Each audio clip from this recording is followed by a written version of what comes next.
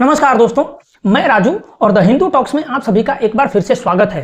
अभी से लगभग 5-6 दिन पहले 13 मई को अरविंद केजरीवाल जी के घर में जो राज्यसभा सांसद स्वाति मालीवाल जी के साथ हुआ वो बहुत ही एक शर्मनाक घटना थी।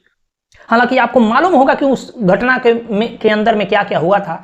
स्वाति मालीवाल जी जो कि दिल्ली महिला आयोग की प्रमुख भी रही हैं और आम आदमी पार्टी के एक बहुत बड़ी लीडर थी। वो आम आदमी पार्टी की तरफ से राज्यसभा के सांसद हैं अभी। और वो जब 13 तारीख को अरविंद केजरीवाल के घर जाती हैं तो उनके साथ ऐसा कोट अनकोट कहा जा रहा है कि उनको राज्यसभा का जो सदस्यता है उससे रिजाइन देने के लिए कहा गया।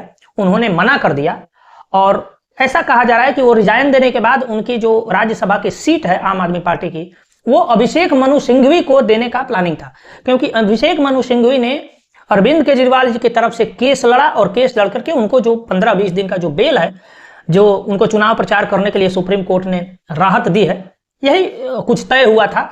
और उसी के सिलसिले में उनको शायद ऐसा कहा गया उनके दिल्ली के सीएम अरविंद केजरीवाल के सेक्रेटरी द्वारा कि भाई आप रिजाइन कर दो। तो उन्होंने रिजाइन करने से मना कर दिया। फिर उसके साथ जिस तरीके का व्यवहार किया गया, अभी सीसीटीवी फुटेज दिल्ली पुलिस हालांकि उठा करके ले गई है, लेकिन उसको साथ छेड़छाड़ किया गया है ऐसा भी आरोप है।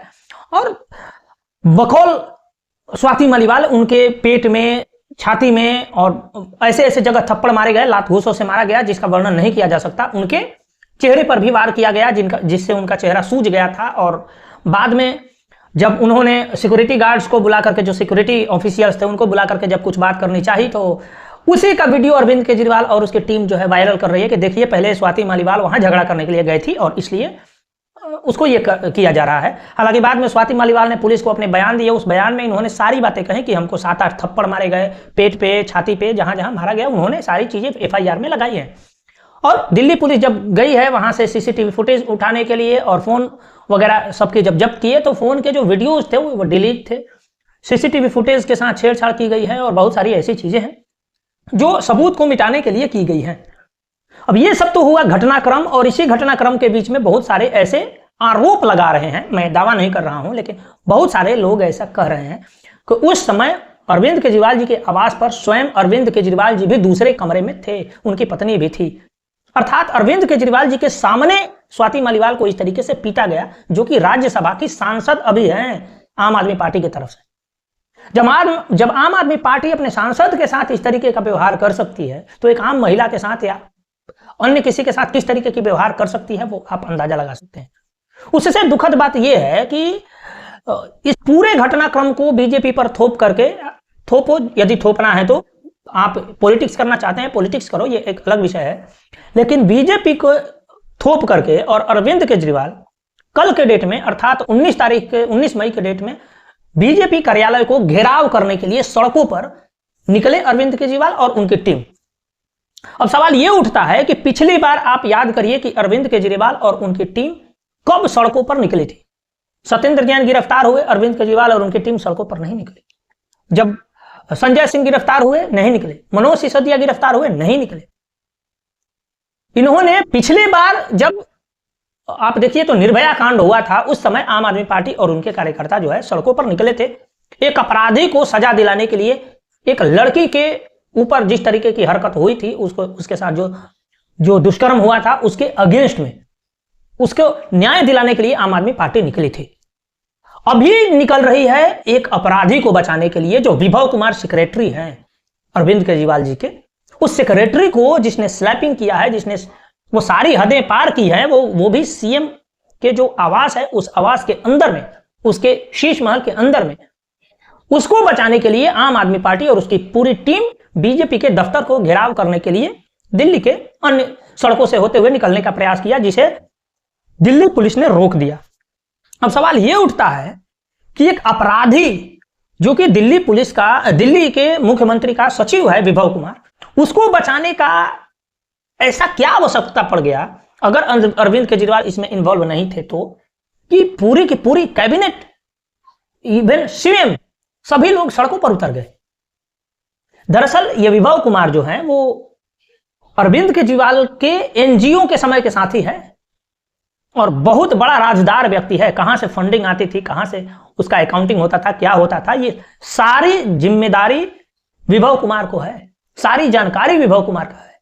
और अगर विभव कुमार पुलिस के हत्थे चढ़ जाता है, जो कि चढ़ गया है, पुलिस ने उसको कस्टडी में ले लिया है, तो दिल्ली के सीएम अरविंद केजरीवाल को मुझे लगता है कि इस बात का भय है कि विभव कुमार उनके सारे राज को उगल सकता है। यह एक बहुत बड़ा चिंता का विषय है दिल्ली के सीएम अरविंद केजरीवाल के लिए। और इसीलिए उस विभव कुमार को बचाने के लिए दिल्ली के मुख्यमंत्री और उनकी पूरी की पूरी कैबिनेट लगी हुई है, जो कि एक अपराधी है। जो भी आपकी कहा सुनी हुई हो उस महिला राज्यसभा सांसद के साथ, लेकिन आपके आवास के अंदर में इस तरीके की घटना होती है तो सबसे पहले आपकी जिम्मेदारी है कि उस विभव कुमार को, अपने सेक्रेटरी को पहले लात मारकर बाहर करिए। यह तो एक नैतिक जिम्मेदारी है। एक महिला के ऊपर हमला करने वाले व्यक्ति को, जिसने इस तरीके से उसको पीटा है, प्रताड़ित किया है, उसको आप बचाने का प्रयास कैसे कर सकते हैं किसी भी लिहाज से। लेकिन ये करते हुए दिल्ली के सीएम दिख रहे हैं और दिल्ली के पूरी टीम दिख रही है, दिल्ली के मुख्यमंत्री की।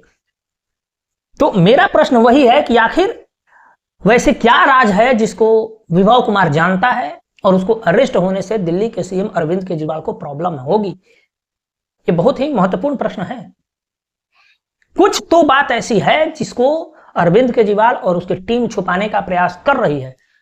हालांकि ये मामला कहां तक जाता है ये अब आगे आने वाले समय में देखना होगा कि क्या केवल इलेक्शन के लिए ये स्टंटबाजी चल रही है दोनों तरफ से, या इसमें कुछ है, ये तो आने वाला समय बताएगा। लेकिन जिन मुद्दों को लेकर के दिल्ली के जो आम आदमी पार्टी है, वो आम आदमी पार्टी आई थी पूरे भारत के परिदृश्य में, कहां से कहां डिफ्लेक्शन हो गया है आप स्वतः देख सकते हैं। कि एक समय था जब ये किसी के न्याय के लिए, लोकपाल के लिए, भ्रष्टाचार मिटाने के लिए सड़कों पर आया करते थे, और आज ये है कि किसी के न्याय के खिलाफ में ये सड़कों पर आ रहे हैं। तो भारत की आम जनता ऐसे नेताओं को आवेश में आकर के उसके चिकने चुपड़े बातों से, उसके भाषणों से प्रभावित होकर के उसको वोटिंग कर देती है, उसको सीएम तक बना देती है। लेकिन वो अपना असली चेहरा बाद में दिखाने लगता है। और बहुत ज्यादा दिन नहीं हुए अरविंद केजरीवाल को इस पूरे परिदृश्य में आए हुए।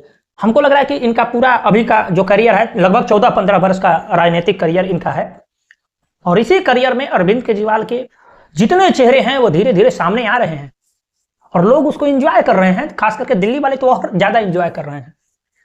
तो हालांकि आप अपना विचार हमें कमेंट बॉक्स में रख सकते हैं कि इस पूरे घटनाक्रम के बारे में आप क्या विचार रखते हैं, कि क्या यह घटनाक्रम महज एक ड्रामा है, या वास्तव में आम आदमी पार्टी के जो संयोजक है अरविंद केजरीवाल और दिल्ली के जो मुख्यमंत्री है अरविंद केजरीवाल, उनके बहुत सारे राज को, बहुत सारे जो ऐसी चीजें हैं उसको विभव कुमार जानता है, और इसी बात को लेकर के अरविंद केजरीवाल को भय है। आपका बहुत बहुत आभार। नमस्कार।